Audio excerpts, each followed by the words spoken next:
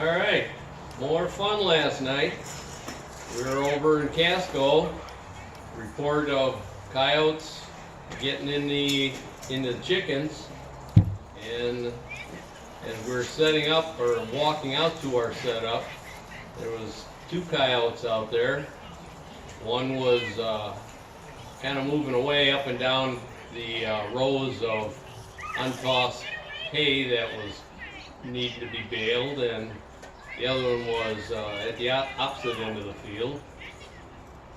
And Brother Dan here was scanning with a scope, and I was on one gun. Janelle was looking to the south with the other, and we had some fun watching that guy in the south come over and work his way up to us, mousing all the way up.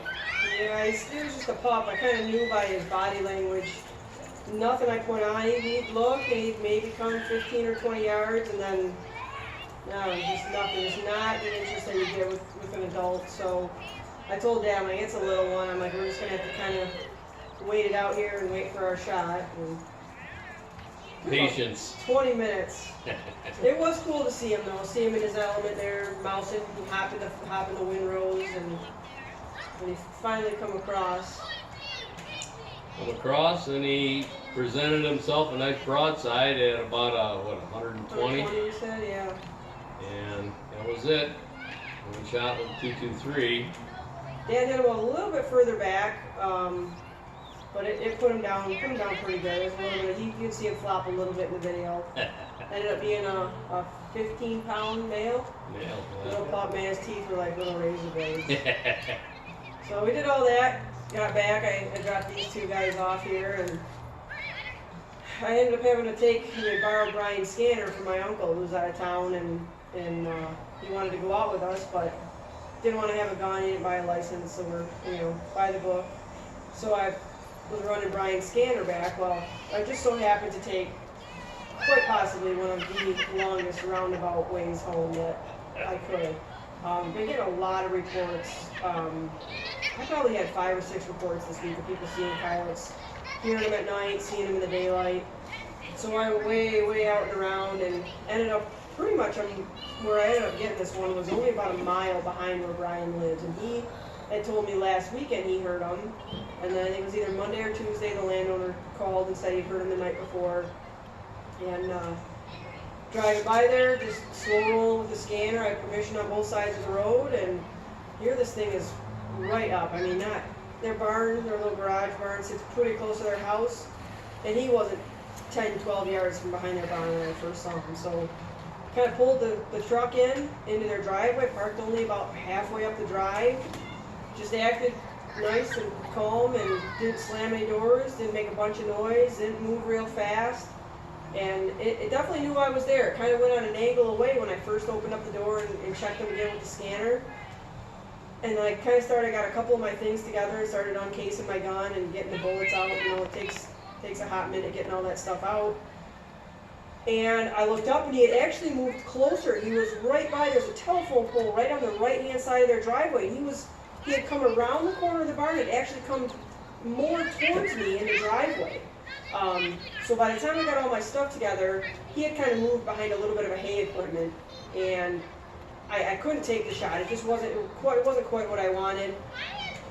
So I ended up moving, and when I scooted my gun, I kind of came across the driveway in front of the truck. I turned the truck lights all shut off, which was hugely annoying last night.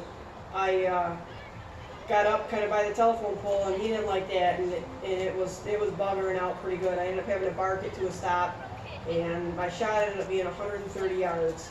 A little bit of history with this coyote. I was standing in their kitchen about 6 weeks ago talking to her about cow tags for 4-H, and the neighbor messaged and said there's a coyote between our house and yours, and I thought it was the neighbor further to the west, and it was probably only 75 yards out in the field, and I was there. I had the 17 Super Mag. I easily could have taken it, but I looked in the opposite direction, and the neighbor said, she's like, it's limping real bad.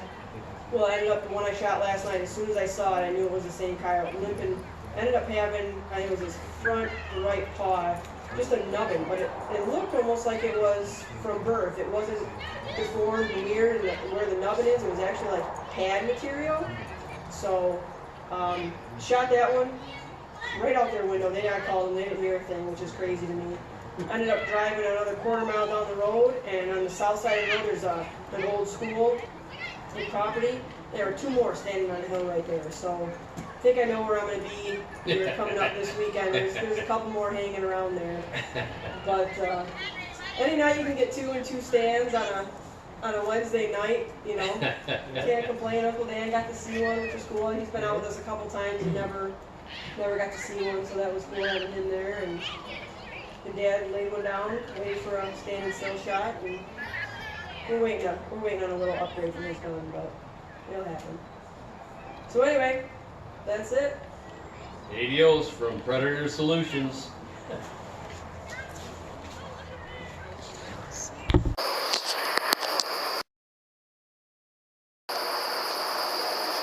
Yep, he's coming.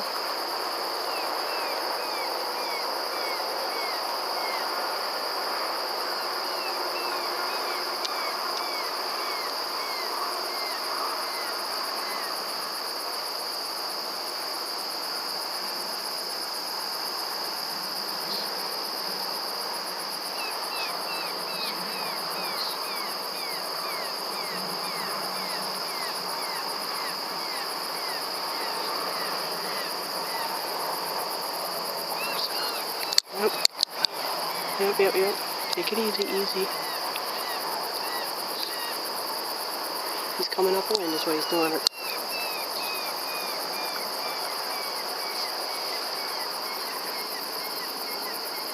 That might be the first one. He might have got around us there. No, it's not.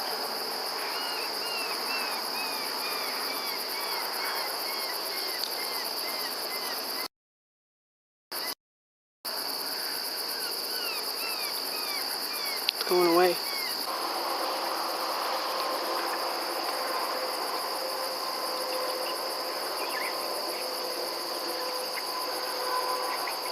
Watch your ears. Watch your ears. Ready? Yep. Stone it, Yep, doing the death roll.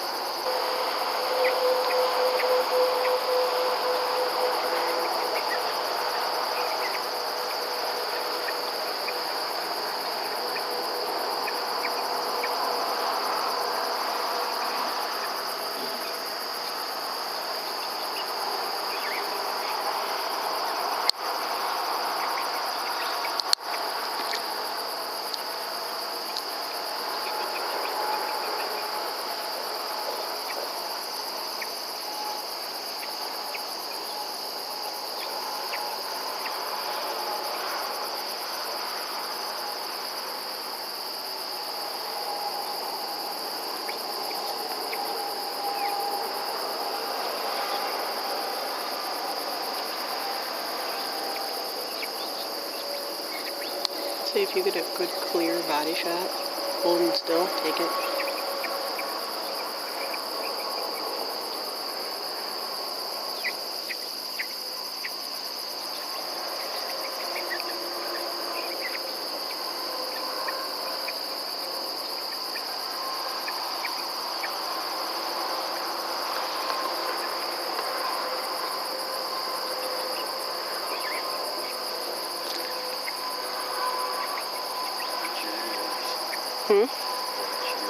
Yep. Ready? Yep. Stoned it, I'd say.